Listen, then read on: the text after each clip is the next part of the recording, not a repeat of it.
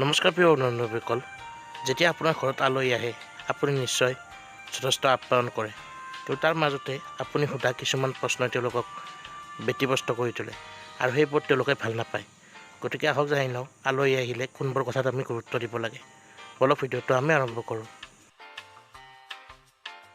যেতিয়া আপোনাৰ ঘৰত কোনোবা আলহী আহে তেনেহ'লে আপুনি তেওঁলোকৰ শিক্ষা দীক্ষাৰ কথা সুধি ব্যতিব্যস্ত নকৰিব।